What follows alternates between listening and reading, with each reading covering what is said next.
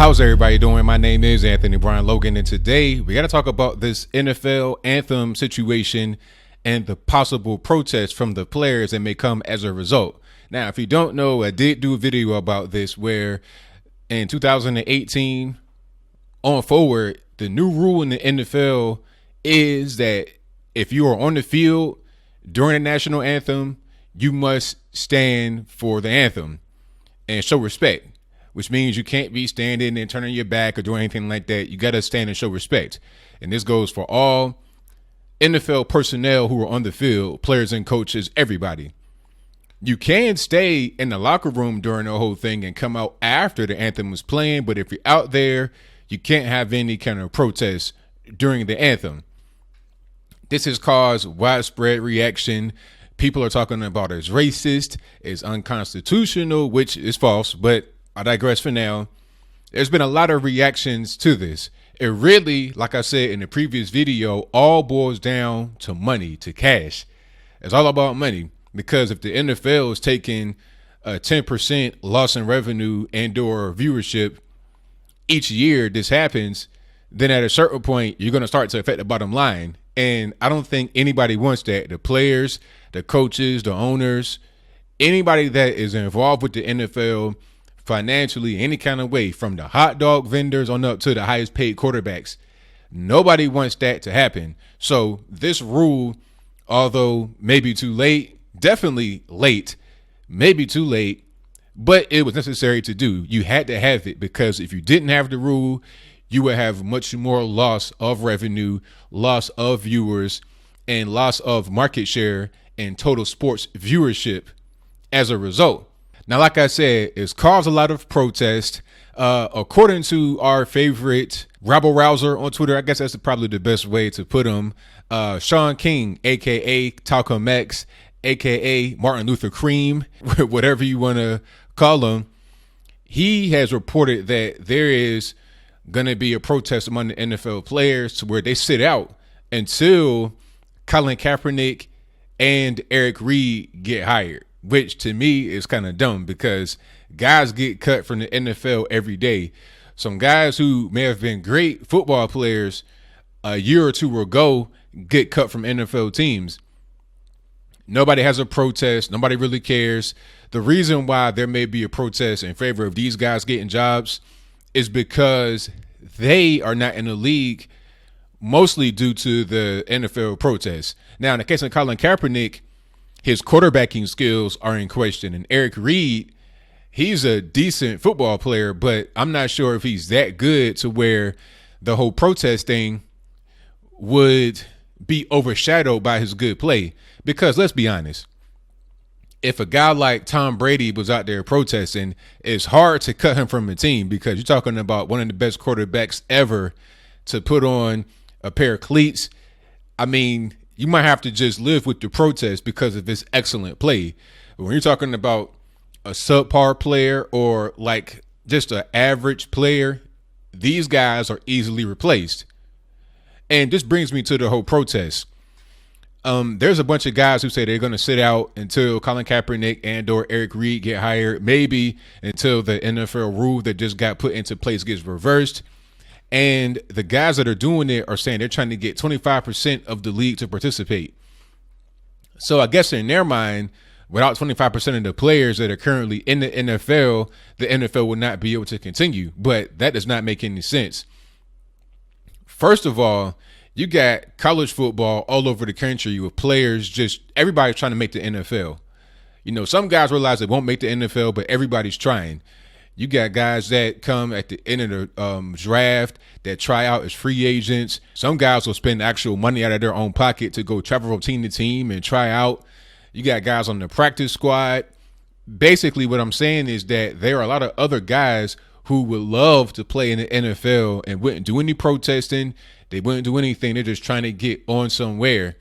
I saw one guy who was outside the practice facility with a sign like he was homeless, talking about, look, I'm just trying to get on, just trying to get a shot. Please bring me on. The skill set that the NFL requires is not that rare. The only reason why you have some guys in the NFL over others is because you have some guys that are better.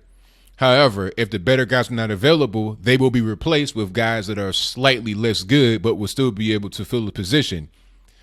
I mean, you're talking about guys that play corner, safety. All you need to do really is just be fast and know how to jump. Running and jumping. It's not really that hard. Also, with the line, all you got to do is basically be a big body that is somewhat agile, and you're not too, much of a person that's soft. You can't really be a soft person. You got to be pain resistant, essentially. So a big pain resistant guy, that's not really that hard to find. The only thing that may be kind of hard to find are very, very good quarterbacks. But aside from that, just your regular O-line, special teams, I mean, these guys come dime a dozen. That's just the reality of it, especially the speed positions, because you don't have to have strength with that. All you got to do is just be fast. And there's some people who are naturally fast and can jump naturally from genetics. That's not even really a gym thing. I mean, all you really got to do at that point to be fast consistently and be able to keep it up throughout the game is to jog and run every day. So at the end of the day, there's plenty of guys who'll be able to fill these positions. Sometimes you have guys that play college basketball that get converted over to playing football. I think Tony Gonzalez was like that, the former tight end for the Kansas City Chiefs. I'm pretty sure he's in the Hall of Fame by now, but he was a basketball player. They converted him to playing football. And you have guys that were quarterbacks in college who get converted to play wide receiver. So basically what I'm saying is that these skill sets are not that difficult to do once you have some kind of athletic ability. So the 25% of guys are going to sit out. I mean, all you're really doing is hurting your own career, because now you're going to get branded with being the same thing as Colin Kaepernick and Eric Reid. Why sit out because these guys don't have a job? You have a job. It doesn't make any sense. It's like if I work at Walmart, I'm getting my hours, I'm getting my money, and then one of my friends gets fired. I think that is wrong, the reason why he got fired or whatever. As a matter of fact, it might not even be my friend. It may just be somebody that happens to work in a Walmart somewhere else. It's like, okay, I work in Walmart in Norfolk, Virginia, right? A guy gets fired in San Diego from Walmart. I'm going to sit out from my job because he lost his. That doesn't make any sense. At the end of the day, as I close, I think that the whole protest is dumb. The celebrities talking about people like T.I., talking about this is like Nazi Germany, to require people to stand for the anthem. All former NFL players talking about this is, forced patriotism.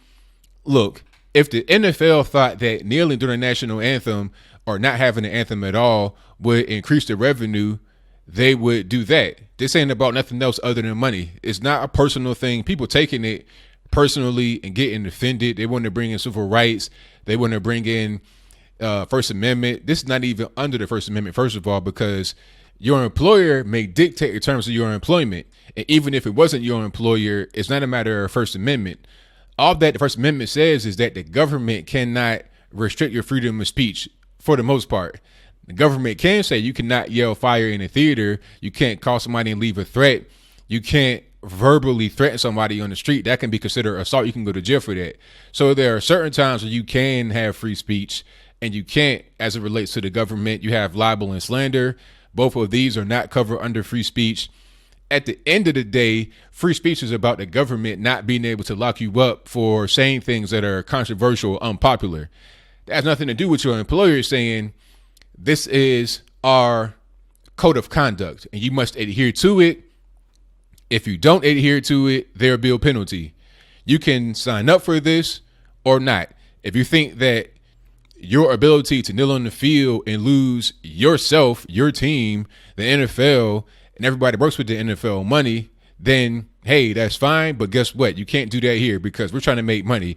And if you're getting away with making money because of your protests and your political beliefs, then you got to go. Really, all this is, in my humble opinion, as I close through this time, is the NFL players trying to get attention. Because when you see guys on the field, for the most part, you don't know who they are aside from their number. You see their number and you see the team they play for, but you don't see their face. So it's kind of hard to recognize who they are. In the NBA, you only have 5 guys on the court from each team at a time.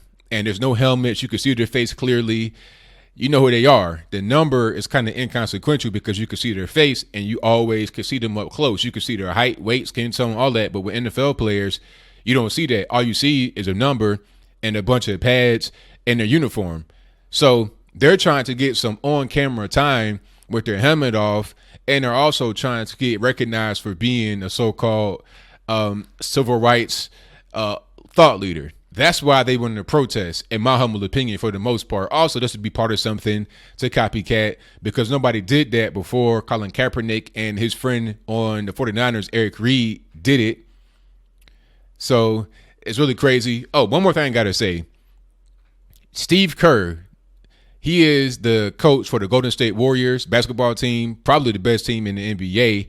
He came out and said something against the new rule in the NFL.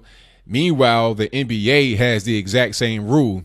Matter of fact, back in the 90s, Mahmoud Abdul-Rauf, a.k.a. Chris Jackson, did the NFL protest. His thing was, I think he was doing the Islamic prayer during the anthem, and then he came out publicly and said that he does not want to, respect the flag because of all the atrocities that happened underneath it or whatever.